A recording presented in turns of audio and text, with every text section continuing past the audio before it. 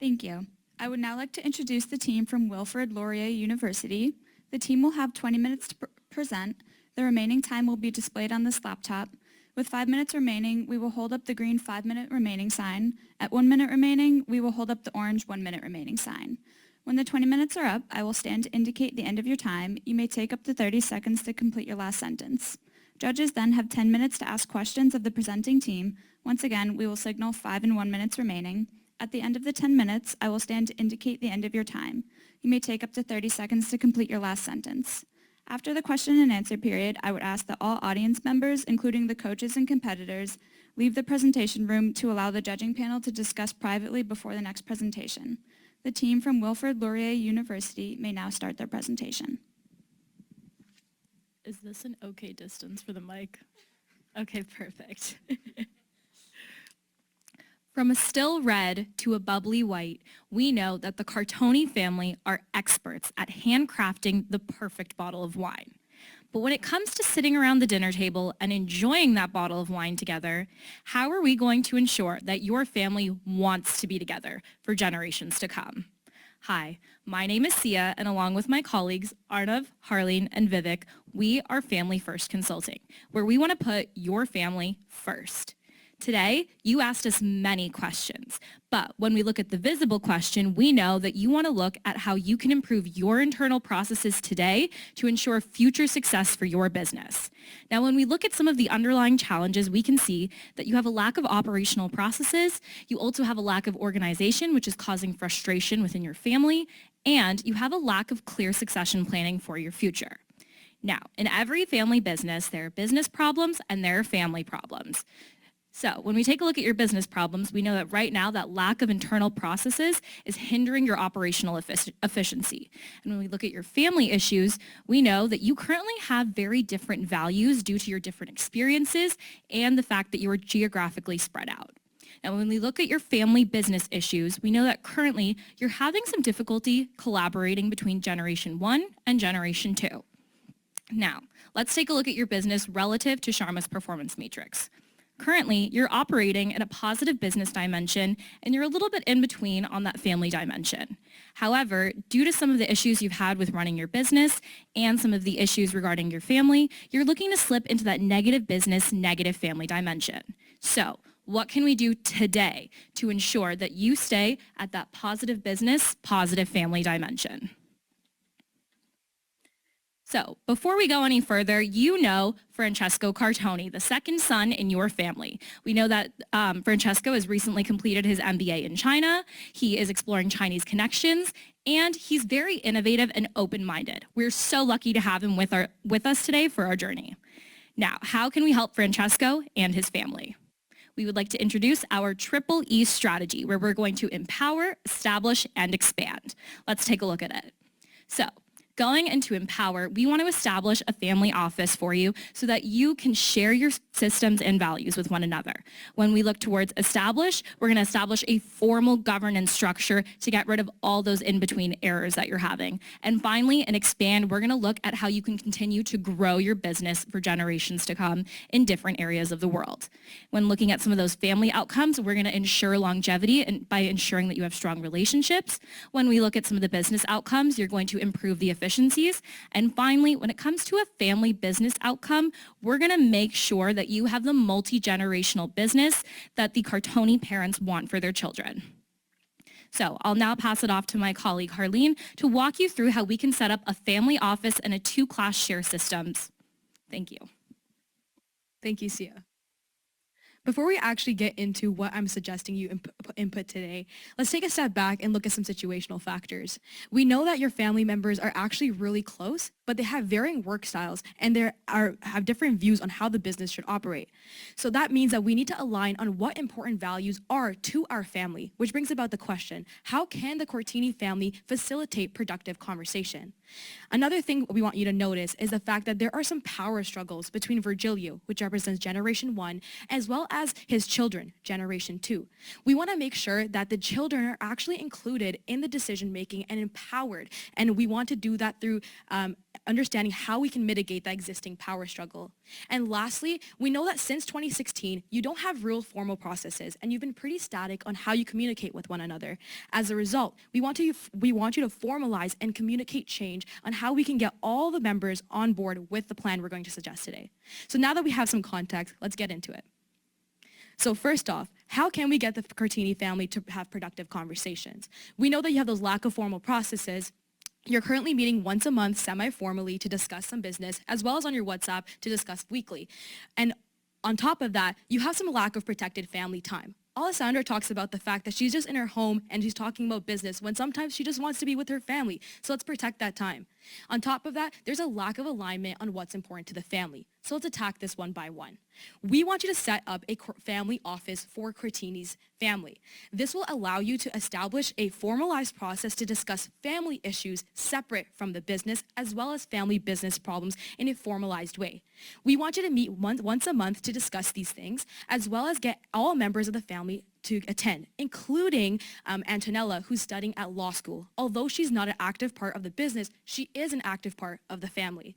On top of that, we want you to use the family office as a tool to manage your finances as well as the rest of your problems. This is going to allow you to achieve 3 main outcomes. 1, it'll allow you to have a safe space for open communication and discussion, and really allow every member to say what they'd like. On top of that, we get to enable alignment on these critical KPIs that you haven't really touched down on what they should be, as well as your family values. And lastly, this allows for that meaningful separation between the family and business. Now, Alessandra won't have to be around the dinner table and talking about business because she has the family office to do so. But what are these key values that we should be looking at? Through extensive research on your website, looking at your history and other materials, we've established that there are 3 key things that are important to your family. Longevity of the family through multi-generational success, innovation through business streams, as well as accountability and sustainability of your organization. Through utilizing these 3 key values that you so strongly believe about, we believe that you can enable more collective decisions and drive that over time. I want to take a step back and actually showcase a case study that utilized, showcases why using clear-cut values is so important. Clear-cut shared values have higher CAGRs for new growth strategies than businesses with not. Imagine you have 3 different business functions that are all misaligned on what's important to the business. It's not clear. So through having these shared values, we can get a higher CAGR of the business success as well as the family success. Number 2, how do we execute on this existing power struggle between the family as well as Virgilio? We want to introduce a 2-class share system. Right now, there is a complicated equity ownership method happening, which allows for Virgilio to have 44% ownership in the business. And collectively, the children only have about 25%. So through establishing this, we're going to keep the equity ownership the same, but by introducing the Class B voting power, we're going to allow all family members to have equal decision-making in critical decisions for the business. How will this actually look like in the future? So the initial structure is for 50% Virgilio and 12.5% for each of the Generation 2 people. Post-structure, we want to initially give Virgilio 30%, each Generation 2 17.5% of the voting power. And over time, through achieving these critical KPIs, we're going to keep transferring voting shares over so that people who are active members of the business get to make active decisions on what's happening on the ground floor. There's actually a case study that's showcased how successful this can be, given the fact that 3% of family businesses don't make it past the 4th generation. But Ford Motors broke that mold. They established a similar class-based system and now are running well beyond the 4th generation while still having strong ownership and equity in their company. But taking a step back, let's look at what this means for the family. How do we ensure that all family members are actually on board with this plan? Let's take a look at Francesco, for example. He started with a huge power struggle with his family, a lot of misalignment with his family members around the dinner table, but as a result of the family office, he can actually get to make decisions and communicate business problems in a formalized manner, as well as get more say into what happens in the business, something he's so critical on getting to. as well as looking at the owner, Virgilio. He's the one who really started this business through acquiring it. So what does this mean for him? We'll take a step back. He said that he wants to make a multi-generational family. This allows him to achieve that over time, but through a successful manner and allowing them to achieve KPIs. Lastly, we want to make sure that he's not eliminated from the process overall. Keeping him in the family office, even after ownership is continued to pass on, will allow us to utilize his expertise, as well as ensure the family is continuing to exist together and be powerful. And I'll pass it back off to Sia, who'll continue us on this journey. Thank you, Harleen. So let's circle back to our friend Francesco. In this part of our section, we helped Francesco ensure that his family had clear values. We also ensured that you have an effective way to communicate with one another, and we set up a system to ensure effective transfer of ownership. So let's keep going. When we look towards the established portion of our strategy, we know that it's time to set up a formal governance structure for your family. So I'll pass it off to my colleague Arnav to walk you through that. Thanks, Sia. My colleague Harleen came up here and told you all about these fantastic initiatives we're implementing to improve the family communications and general structure.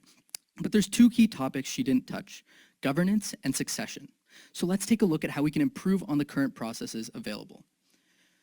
This is what your governance structure looks like right now. Virgilia and Anna Maria are at the top with the most ownership, as Harleen mentioned, and your 4 children are at the bottom with the least amount of ownership.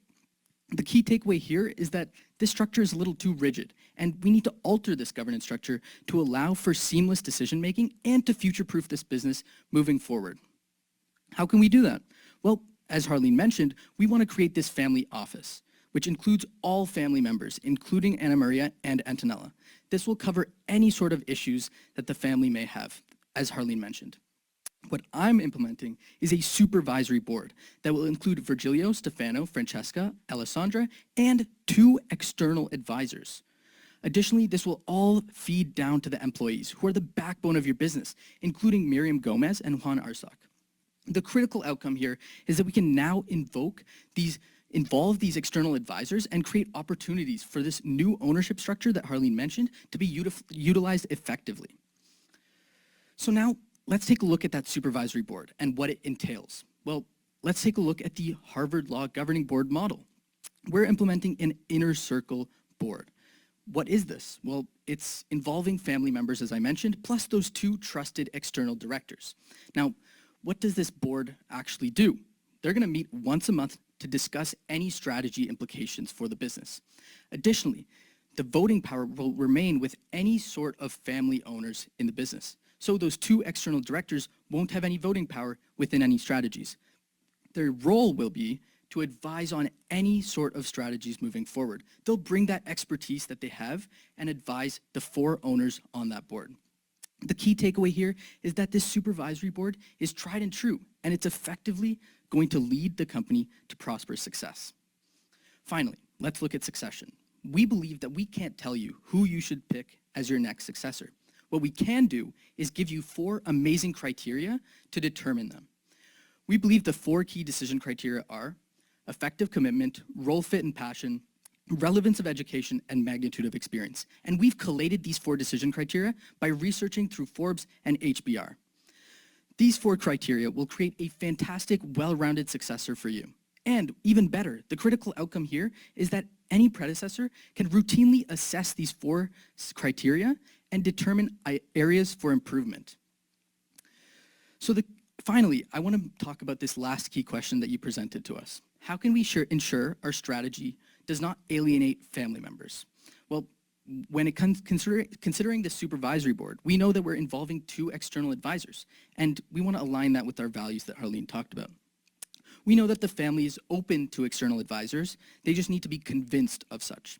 And we're doing that by creating objective-based compensation to ensure that they're being a value add. I'd be happy to talk about our compensation model at the end of our presentation. The key takeaway here is that we need to ensure that our family values are vital and put forward when considering our governance and succession strategies. Thank you. I'll now pass it on to Sia.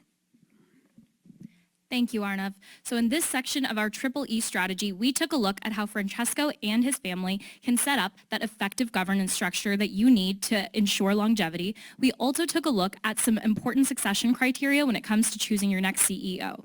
Now, I'll pass it off to my colleague, Vivek, who will walk you through some expansion strategies. Thanks, Sia. Now, today we've been going through a journey with Francesco, and my colleague Harleen showed you how do we really make the core parts of your business come to the value front as well. And then Arnav showed you how we can compound that by a good governance structure and a stable succession plan. But there's still one part that's missing, and that is your business expansion strategies. And I'm here to talk about just that.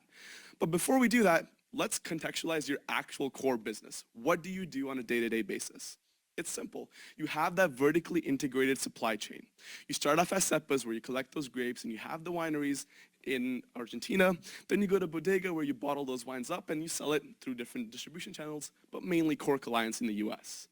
Now, this is important because your stance in the market matters a lot with any expansion strategy moving forward. And so in the USA market, you represent 80% of your overall sales. And also, you have the award-winning Uno brand wine, which we want to preserve with any expansion strategy moving forward. But the most important part is you've recently signed a huge contract with Walmart China. Let's make sure to not let that go to waste. But bringing it back down to what you asked us, 3 questions were top of mind. First was, how could we expand the business and increase the actual enterprise value of our firm? This was compounded by, how should the actual global sales in the first place take place moving forward? And lastly, who should take this lead on? It's a huge ask to expand into the Chinese market filled with 1 billion people in the first place. So who's going to do that, and how are we going to integrate this within the family? So before we do that, we identified a lot of creative alternatives that you must know about before we get to our actual core strategy. First, we identified 3 key decision criteria, that being market opportunity, export capacity on our end, and as well as the regulatory difficulties. Once again, we sell alcohol products. We cannot let this be undermined. Now we looked at the status quo, just doing nothing. Well, once again, we are in that COVID market and it's extremely unpredictable. So this status quo does not make any sense at all. Second was introducing a new wine product in China. Well, why would we do that when we already have so many diversified product channels? We're distributing to 60 plus countries. It just does not make sense to introduce a completely new product for just one country. Then we got to optimizing your current distribution channels to make more value out of the processes you have already invested in. So let's see what that actually looks like. Cool. Expanding that a little bit further, our strategy today encourages you to create a new distribution plant coupled with a new carrying facility in Chile. Now, Chile might sound familiar to you because it's your home, but let's contextualize why it actually makes sense today. First of all, what do we plan to do this and why are we doing this? There's a key call out that is a key competitive advantage for us. In Argentina, there's a 14% tariff on all wine products being exported to China. In Chile, that number goes to a really nice 0%. Now, why is that important once again? Is if we open a distribution plant, once again, geographically, China and Argentina are very close to each other, we can take our wines from Argentina, from bodega, bring them to Argentina, and make the lower COGS and that higher profit margin just because of that tariff difference. But it doesn't just stop there. Once again, why does it matter for the family? It's because the family's home is in Chile, and with the pandemic, wouldn't it be nice to be able to work right from home? That's exactly why this expansion makes the most sense. But who is leading this? Back to that third question. Well, we want Francesco to lead that Chinese expansion. That MBA in China better be put to use. And we're gonna make sure he has the right resources to do just that. But also, his experience at working at AliExpress, the biggest e-commerce distribution channel in China, makes us the best carrier for success. But you also asked us another parting question, is should we introduce a new external manager for the strategy? And we believe firmly that is a yes. This is mainly because we see that Francesco is very good with ideas. He's very innovative, but he might be a little bit unorganized. And we can help with that. That is exactly why that external manager comes in and helps us do just that. Thank you, Vivek. So now we just took a look at different places that Francesco and your family can expand to. We also looked at how we can leverage the 0 tariffs for exporting wine from Chile to China. Now, we've thrown a lot at you today, so let's take a step back and look at what we're going to do, when we're going to do it, and who's going to be in charge.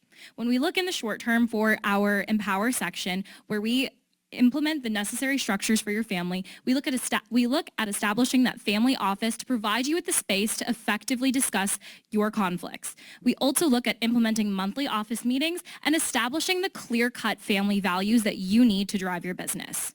Now, let's take a look at our established section. It's time to formalize that governance structure so that we know exactly what's going on at every step. We're also going to establish the criteria for succession so that when the time comes for a CEO, you're prepared. And next, we're going to routinely assess that criteria to ensure that it stays updated with the values of your family. Now, when we look towards expand, we need to establish our distribution channels in Chile to ensure that we can get going with our strategy. We also need to look at carrying the facility.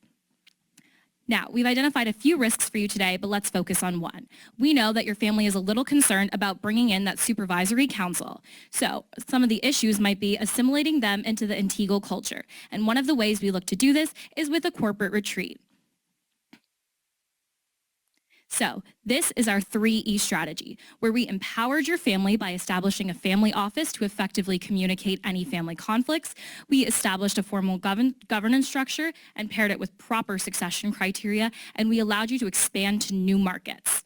So we know that this winery has been a dream of your grandfather, and now your father has been able to establish it. Let's ensure that generations to come can enjoy not just the business, but maybe the wine too. Thank you.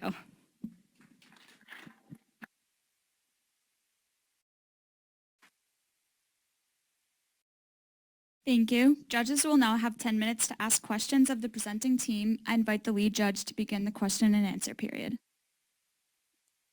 Thank you very much. I'd like to ask a question about your choice of the family office to knit this all together, because typically family offices come along later in the generational process and for quite different purposes. So could you say more about your thinking?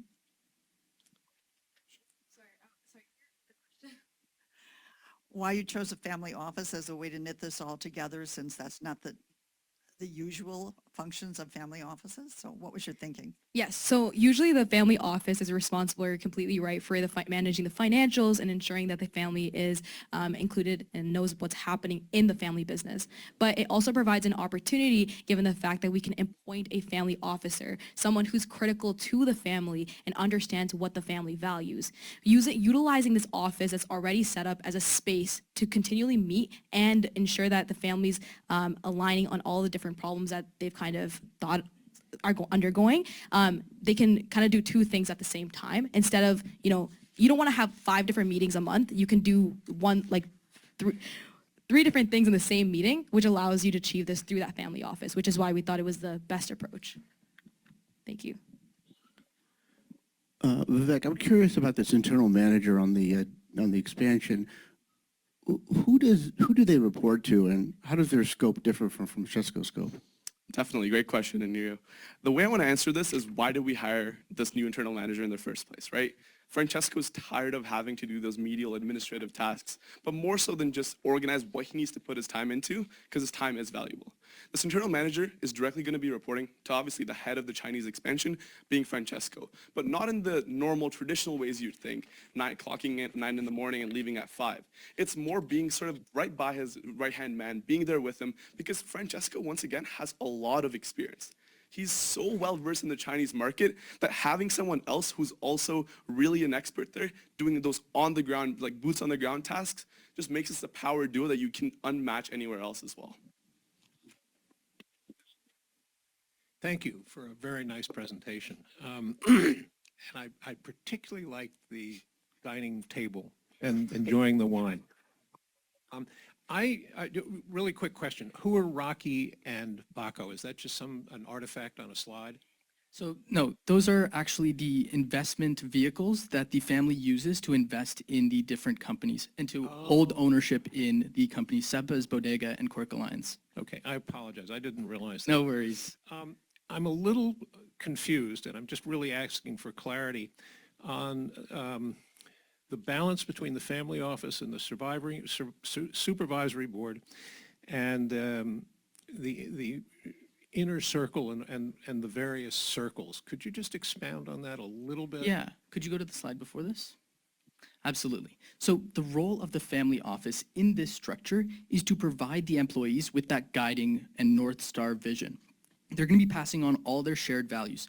But the supervisory board is also committing stuff to the employees as well. What they're in charge of is all of the strategy implications. And as you can see, the members of both of these boards overlap quite a lot, so they can pass on the knowledge to the external advisors or vice versa. Hopefully that clarifies your question a little. The reason that we kind of chose the inner circle board rather than any of the alternatives was because of the fact that we're aware that there are some expertise factors needed from someone independent of the family, but the family does have some trust issues and they don't want to pay a really high salary to someone who they don't trust, right? So through using an inner circle, what essentially happens is these experts aren't random people. They're people that you trust that are in your network that allow you to achieve everything that a quasi-independent board would allow you to achieve, but in a more trusted manner. And as a result of our compensation strategy, we're kind of eliminating that really high compensation that you're also worried about, which we're more than happy to go into if you'd like us to. Thank you very much for the presentation. Well done.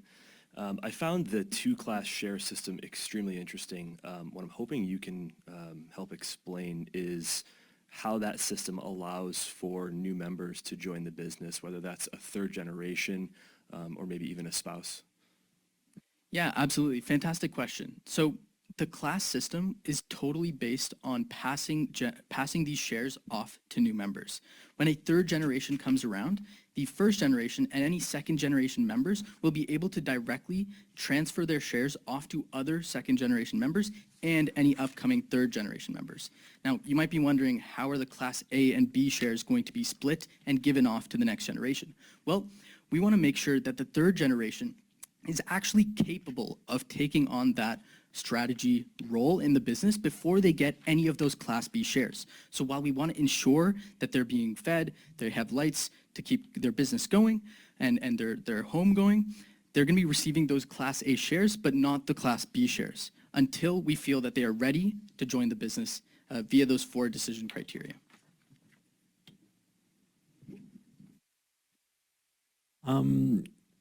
You know, the patriarch for Helio is a bit of a cowboy entrepreneur and buys businesses and gets interested in things. And I wonder if you anticipate any resistance from him to more formal structure and more defined processes, and if so, how we're going to address that without creating a lot of family tension. Yeah, could you go to my last slide in bucket 2? Fantastic. Thank you for that question. So while you're right that the supervisory board and all of this new structure may seem very limiting to Virgilio, who seems like a hotshot cowboy, we believe that his values truly lie in creating a multi-generational family business. He really cares about the next generation, and he wants this business to succeed his grandfather's vision, creating a wine vineyard for all to enjoy. Now, we believe that the supervisory board will be accepted because it allows the family business to continue moving forward over the test of time. Hopefully that answers your question. Just to add on to that a little bit as well, a lot of the times when you're running the top shop, you're at the very top of a pyramid. You never know what could any time fall above you, right? You want to know who can tell you about things that are upcoming in the industry. And Virgilio is managing a family business. You can't do everything at once. So that supervisory board is just like an alert system, if you may. A lot of the times is, here's something that's coming up in the industry. Here's something for you to think about. More than, you know, this is something that you have to add on as a new manual labor task to your day-to-day activities. It's really just amplifying the work that he already does more so. So on the supervisory board, because you brought it, and you've teased me twice on the compensation structure. So now I want to understand, what is the compensation structure and what is the expertise that you're thinking that these two external parties have or bring? Yeah, absolutely. So I'll start on the first side of that question, the compensation, and I'll pass it off for the second part. So when it comes to the compensation structure, yes, so we're implementing this Harvard Business Review compensation model that essentially includes a market assessment, an internal assessment, and an objective assessment. Essentially, these external directors will only be paid a 30% of what they normally get as their base salary. The short-term initiatives will include a bonus depending on their individual performance in that short term, whether it's half a year or maybe a full year. Finally, we have to make some long-term incentives for them to ensure that they're being a value add to the business, because that's the one concern you had before in the past. So we want to introduce these objective-based bonuses that make up such a large portion of this entire compensation strategy. This will be an objective assessment, and the key takeaway here is that this aligns the market, any market assessment that's being made for base salary for these external directors. It aligns internal results, and it aligns objective-based results to create a seamless and straightforward compensation model. I'll now pass it off for the second half of your question. One of the people that was kind of brought to our attention was Virgilio's friend, who has really strong market knowledge on China. So we're expecting him to enter the board to help execute this Chinese strategy. Although Francesco is a person who has lived in China for a while, he doesn't know all parts of it. He lives in only Shanghai. So this will allow him to achieve that, as well as the fact that we want to replicate this US regional strategy. Essentially, you were really successful in the US because you had regional managers in different states who know the different taste profiles, know the marketing there. So utilizing that same strategy and replicating it in China with someone who's an expert in the Chinese market and knows different people will allow us to effectively achieve that. And then the other person could be someone that you may want to identify where you kind of lack in terms of expertise, but we'll kind of leave that up to you at this time. Thank you. I'd like to ask a little bit about how we got from here to there. If we were to accept your proposal, how would you actually work with us? Would there be point people, or what's the strategy on your end for engaging us? Thank you. Could we go to implementation? Thank you. So when we look at the first part, we know that with everything, there needs to be a starting point. So in that first section where we're looking to create those family offices, that's really got to be an internal family matter where they come together and they look at how they can handle those sections. From there, it's about working together as a family and leveraging the tools we have within the family. We know that each sibling is very knowledgeable about their specific industries. We know that the mother, Anna Maria, is very good as a psychologist as well. So using those and mitigating those family conflicts is where the family really comes in. If we could go to the next section. Yeah, so when we come to formalizing the government structure, this is also mainly on the family. And in the last section, this is where it really comes to leveraging Francesco and his connections in the Chinese market. He spent some time there for his MBA. He's learned about the market and he's leveraged connections. And there it becomes using those to implement the rest of our plan effectively. Thank you. Thank you very much.